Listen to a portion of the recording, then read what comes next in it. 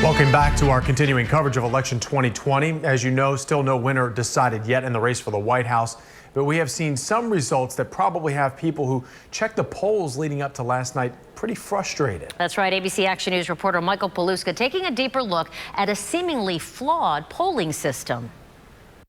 The problem for President Trump is that he's down about 10 percentage points now in our national polling average.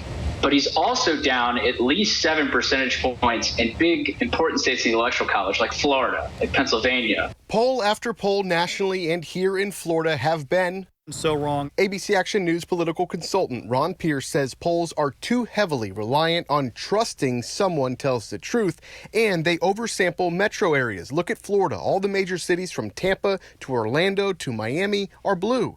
This CNN poll shows former Vice President Joe Biden leading across the board. Florida demographics change so much. Pierce says he would never believe a poll giving a candidate in Florida more than a 1% advantage. How many people do you think even believe the polls anymore?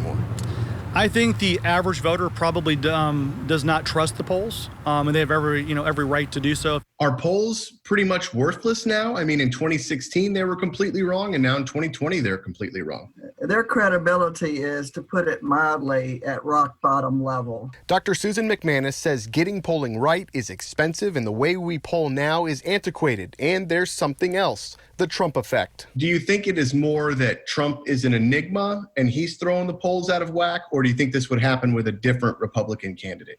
There are a lot of Trump supporters that would never admit to any pollster, nor will they talk to them, that they were going to vote for him. And the question is, well, why is that? It's because support for him has been demonized a lot by the media and a lot by other outlets and social media. All right, let's bring in Michael now live. Michael, do these polls actually keep people from voting?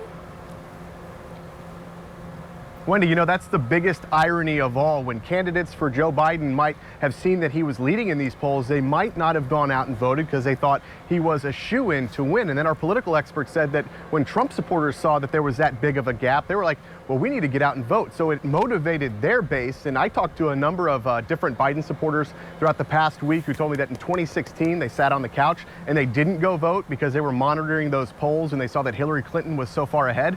So I guess some people, we don't know, but they might have done the same thing that those voters that I talked to did back in 2016. But it definitely did show here in Florida that it might have had an impact, Wendy. Certainly might have helped President Trump. Thank you, Michael. Michael Paluska reporting for us in Tampa.